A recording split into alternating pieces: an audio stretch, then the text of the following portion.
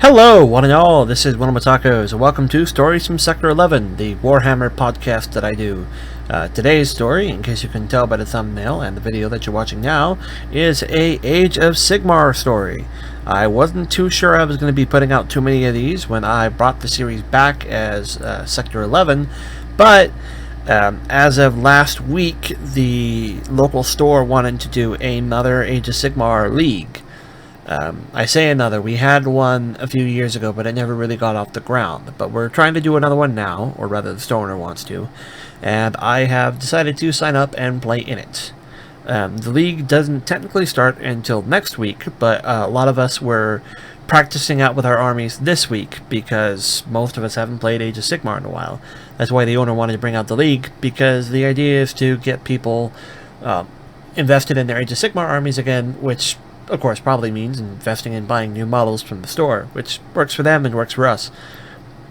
So, today's story is about an Age of Sigmar game, and it is with my army, in which I play Seraphon, for those of you just joining us, Lizardmen, if you don't know what Seraphon are. And I will be playing against many, many different opponents as the league goes on, but today's opponent was Beastmen of Chaos. Beastmen of Chaos recently, and I say recently, it's not that recent, but they were one of the armies to more recently receive a large set of new rules, new updates. They got a complete brand new codex straight out of the rework. In Age of Sigmar, they're called battle tomes, not codexes, but that's pedantic. So they got a brand new battle tome, and that puts him at a certain level that is above my Lizardmen, my Seraphon, because my Seraphon are an older army. I have some new rules and some new toys, but there definitely seems to be a gap between newer armies and older armies in Age of Sigmar, far more so in Age of Sigmar than in 40k. But before I talk about the game, I want to talk a little bit about the league. We are doing a 4-month league down here in my area, which means it will probably be nothing but Age of Sigmar videos for at least a month. I don't know how long this league is going to maintain steam, maintain interest or whatnot. It's really possible that after the first month, nobody is going to be interested in playing Age of Sigmar anymore, and it can go right back to 40k. But for the first month, at least, I will be trying just to bring Age of Sigmar to my store, because it's difficult to bring an Age of Sigmar army and a 40k army.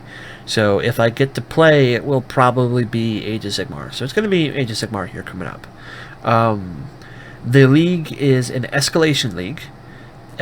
You start off with an army between 500 and 600 points, and it escalates from there every once every month. So the point cost games are going to be small, and if I do one of these videos to talk about the actual match, it's going to be a short video because the matches are going to be very short. 500 and 600 points is not very much. Age of Sigmar is roughly pointed the same way that Warhammer 40k is pointed. Typical 40k game is somewhere between like 1500 and 2000 points, so playing 500 points would be very small. Age of Sigmar is basically the same way. Very small games between 500 and 600 points. But the idea is to get people started. The get started collector boxes for Age of Sigmar, which is like the easiest way to jump into the game, are averaged between 500 and 600 points. That's the idea. Players who want to join in, start an Age of Sigmar army, buy the Age of Sigmar get started box, and then as the months escalate, they buy the new boxes to keep the escalation going. It goes a hero, a unit, a hero, and a monster. So you're buying one unit box, a hero box, and a monster box, which isn't too much to ask, especially of someone who's getting interested in the Age of Sigmar army. I really think the local owner here had a really good idea setting it up this way, doing it this way. But that is the gist of the Escalation League. So that's kind of what you can expect if I talk about the matches. Same as 40k. I don't really want to do one of these videos just to talk about a match. I tried that in the beginning. That gimmick doesn't work for me. I don't find it very entertaining, and I don't think any of you find it terribly entertaining. Although it's a good thing to bring up the match, because these videos are supposed to be kind of in correlation with a discussion about the rules, which this is going to be another video kind of discussing some of the basics of Age of Sigmar, specifically talking about the difference between old and new, like I brought up earlier. I actually played a 40k video, sorry, it's late.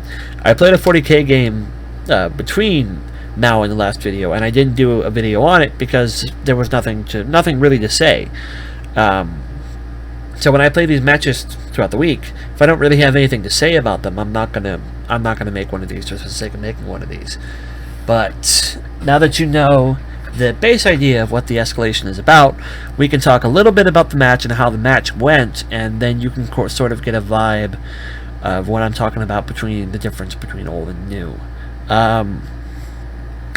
So the first thing you need to know, in a 500, 600 point game, your selections are very important. If I'm playing like a 2,000 point 40k game, I don't usually go through the hassle of going over everything that I brought compared to everything that they brought, because there's just so many different little factors that can scale in. It's not really valuable information. In a 500, 600 point game, it is valuable information. It does help to know what I have compared to what my opponent has. In this instance, because again, we're not playing an official league match yet, that's next week. In this instance, my opponent only had 480 points. So I originally had a 600 point list. I capped it all the way up to 600 on the dot. I cut it down to somewhere below 500. It was like mine also might have been like 480 or 490. I think it actually was 480. I think I was able to cut it down just to the same number he had. But so this is not my actual list that I'm going to be using during the league. And something else to note, during the league, although there is a requirement of 500 or 600 points, is the 600 being the max. If you can't do 500, that's okay, but you are putting yourself at a disadvantage. The matches are not automatically set to matched play. The point cost is only there just to be able to keep people rolling with the idea of it escalating, but you can still play open play and narrative play. Technically, the match we played today was open play. It's going to be very hard to do actual matched play battles at 500 points because Age of Sigmar has a system called Battle Line, sort of like Warhammer 40k's detachments, but the Battle Line minimum is a whole lot heftier. You have to have a lot of troops to get an army started for matched play in Age of Sigmar, and it doesn't really work at 500, 600 points. There's a whole system about like skirmishes in point-based systems in Age of Sigmar and everything, but it's more complicated than any of us are currently delving into. We're just kind of doing open play matches with a reasonable point cost similarity between players. So I lowered my list down to 480. In this list, the 480 list that I played, I had a Saurus Old Blood as my general. I brought a Skink Star Priest because a wizard is necessary in Age of Sigmar. I brought a 10-man Saurus Warrior unit. I'm sorry, there's a lot of S's in the Seraphon army, and I'm not good with S's, as you all are aware. Saurus Warriors, 10-man unit with spears. And I brought a 15-man unit of Skinks with meteoric javelins and bucklers. I brought a Razor Dawn and a 3-man unit of Skink handlers. A lot of the choices in my list there, some of you may be scratching your head about. For those of you that are new to me and the way I play Warhammer, either 40k or Age of Sigmar, doesn't matter, I am very anti-competition. I am the antithesis of the word competitive. I hate being competitive. I hate competitive people when it comes to games. And my list is sort of meant, at least to me, to help reflect that. It's worth noting that this league is also anti-competitive. They actually used that as an excuse to draft me into it, and it worked.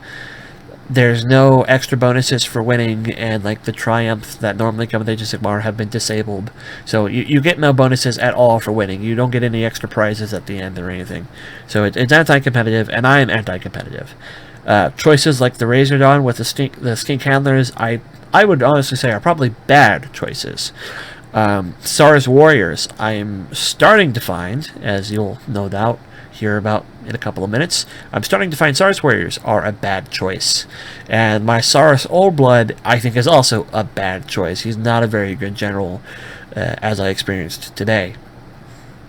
But I'm not going to be changing any of this stuff, because it's how I roll. I expect at least a couple of my potential opponents to see how I'm playing and decide that perhaps they don't need to build their lists to be the best with the strongest things they could possibly fit in for 500, 600 points.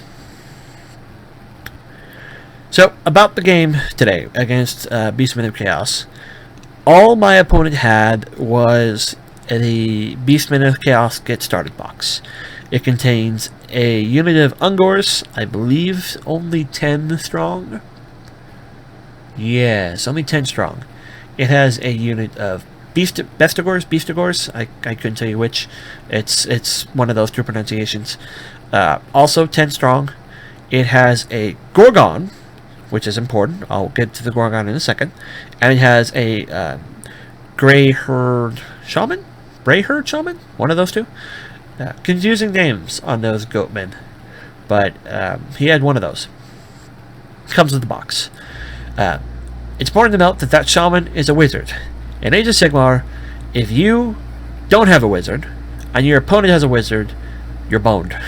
Because spells in Age of Sigmar are a million times more potent than psychic spells in 40k. It's much more necessary to be able to engage in wizard-on-wizard combat in Age of Sigmar. Which is why I said earlier, you must have a wizard. That's why I included a wizard in my list, because I can expect, at the very least, my opponents will be using wizards. So about the Gorgon. Said that thing would be important. It is. The Gorgon is a monster. Age of Sigmar takes place in a fantasy setting, so there is a lack of presence of vehicles. I'm not going to say there are no vehicles. That is not true. There are vehicles within Age of Sigmar, mostly steam technology, because it's a fantasy universe. But they do exist. But for the most part, vehicles are replaced by monsters. For instance, my lizardman can ride a giant T-Rex. Think of ideas like that. That's what a monster is. The Gorgon is a monster. Monsters are very good at smashing things. They're very good at whatever form of combat they choose to specialize in. They're usually quite expensive, and they are often centerpieces for your army. They're usually not very tanky because of the way combat in Age of Sigmar works. In Age of Sigmar, there is no toughness stat or armor stat like there is in Warhammer 40k. You have an armor save value, but there's no toughness stat. Meaning, if you have a model that has a weapon that says you wound on 5s, you wound on 5s regardless of whether or not it's something as tiny as a goblin or something as heavily armored as a steam tank. You still wounded on 5s, which means your toughest, most monstrous creatures are still going to be wounded on 3s by everybody who has things that wound on 3s, meaning your monsters go down quick. You don't get attached to them in Age of Sigmar, but they wreak a lot of havoc while they're still alive, because they're very good at whatever form of combat they choose to specialize in, as I said. I did not have a monster in my list. I do not have a monster at my full 600 list. I won't have a monster until the escalation reaches its final point and says include a monster. My normal get started box for Lizardman includes a monster. I could have had a monster in my list, but I decided having a monster in my list was a little scummier than what I wanted to go. My opponent didn't have a choice. I don't begrudge them that, and it's part of their get started box, so I begrudge them even less. I told them that if they had a bigger army like I did, I would begrudge them if they chose to brought the Gorgon, but considering it's all they had, it's all they had. I rolled with it. I did tell them that I was pretty sure the Gorgon was going to wreck my face. The Gorgon never got the opportunity to wreck my face. Unfortunately, this game was extremely one-sided, and it wasn't one-sided in my favor. He had the capability to deep strike his Ungors, and he did so. He has Ungors and Beastigors. I'm going to call them Beastigors. Again, I don't know the pronunciation. The Beastigors are his elite troop. The Ungors are his garbage troop. For me, my warriors are my better troop, and my skinks are my garbage troop. I wouldn't call my warriors elite, but I would say that they're better than skinks. But skinks are dirt cheap. His Ungors are dirt cheap. They're garbage. Meant to be. They're meant to be little units of or large units of just cheap things. His Ungors and my skinks got into a fight with each other, so it was garbage versus garbage. But my garbage came out on top. That was after they re-entered the table from their reserves. So I did actually win there. That was the only victory I had in this game. His 10-man Beastigor squad ended up assaulting my 10-man warrior squad and proceeded to wipe them clean. They killed 9 of them, and then in the same turn, the Gorgon charged and has an ability where he can just eat a 1-wound model without having to roll. He successfully eats a 1-wound model.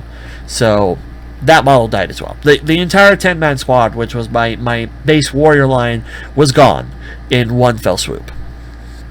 And I never recovered.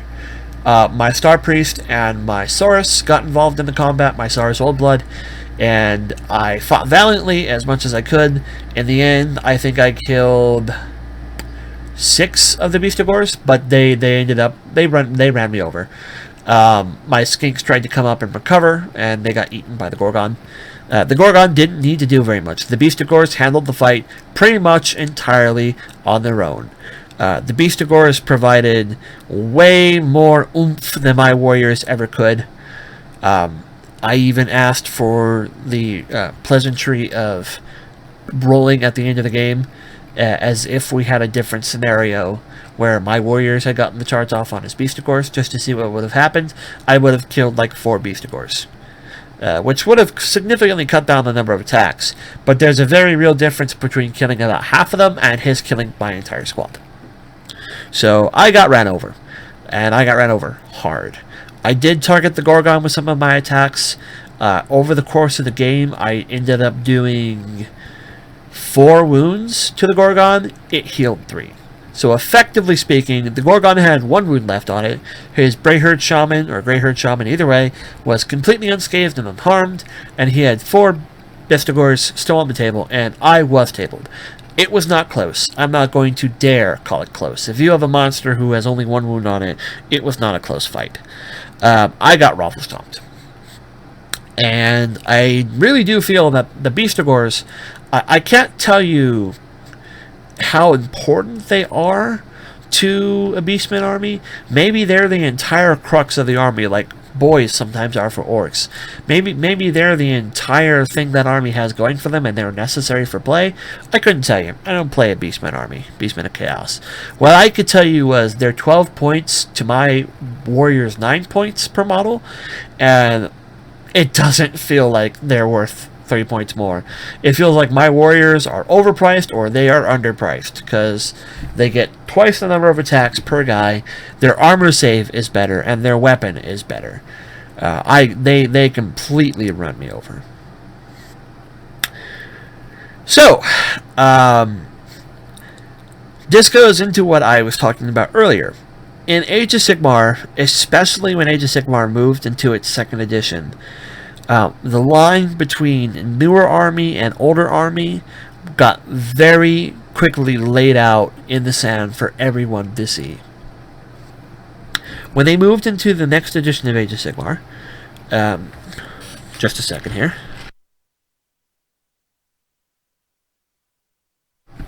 I took a drink there. My voice was getting dried. When they moved into the other edition of Age of Sigmar, 2nd edition Age of Sigmar, they introduced endless spell mechanics, relic mechanics, warlord trait mechanics. They introduced a bunch of new spells, and they introduced allegiance mechanics. They didn't re-release the old battle tomes with the exception of Beastmen of Chaos. They're probably going to re-release the others as time goes on, but the Beastmen of Chaos are the only ones that have seen a new release, and I think vampires? I put in quotation marks, I'm not sure. Beastmen of Chaos, definitely. My army, definitely not.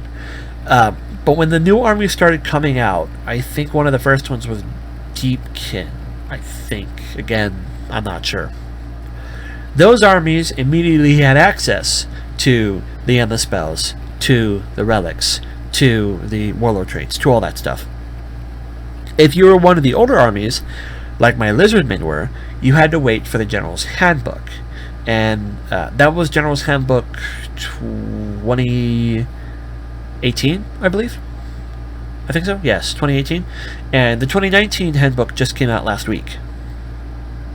I am using my lizardmen rules from the 2019 Handbook.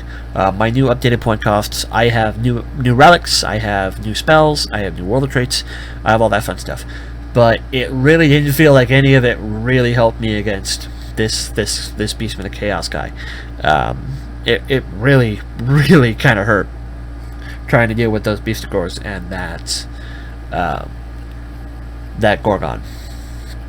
But some of the other armies that are the newer ones, especially Deepkin, I am biased as hell against Deepkin, but some of the newer ones definitely feel like they have more oomph than some of the older ones, with, I guess, the exception of the Stormcast Eternal, because they've been around since the beginning of Age of Sigmar, but they get new rules, like they get a new model line like every third week, it feels like, because they're the poster boys of Age of Sigmar, like Space Marines are for 40k.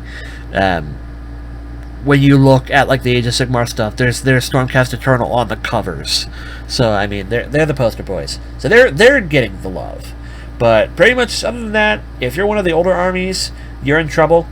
And this is especially amplified by the presence of dead armies. There are actually dead armies in Age of Sigmar, and I don't mean undead armies.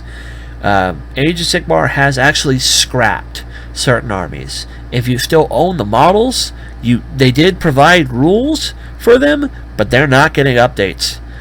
Two easy examples: the Tomb Kings and the Bretonnian army. If you have a Tomb Kings army or a Bretonnian army, you can still legally play it, but they're not getting any attention and haven't since Age of Sigmar first happened. Those armies really suck because they're not getting any attention at all. So Age of Sigmar definitely plays, definitely wears it on its sleeve that there are certain armies that they could not care less about, that they really don't care to try to fix up. And mostly it's because those armies don't have a model line anymore. But whose fault is that? That's Games Workshop's fault. So I'm sure if they reproduced those models, gave them new model lines, and sold them as a new army, people would buy it, and the people who own the old stuff would be content. But they're not doing that. So that was my story about how I got raffle stomped by Beastmen, and I feel like if we repeated that match 1,000 more times, it would have happened the same way, because my warriors couldn't touch those Beastigors with a 10-foot pole. I couldn't come anywhere near them. Hopefully next week, when the league actually starts, I can try to find an opponent who I feel is a little bit more on my league than those Beastmen were. And if that Beastman player comes back with his 480-point list once we start, I am bringing my full thunder of 600, because I feel I might need it. So thank you all for listening. I have managed to ramble for almost 25 minutes. I guess that's a good thing. It means I'm passionate about this in a way. Thank you all for listening, and there will probably be more to come next week.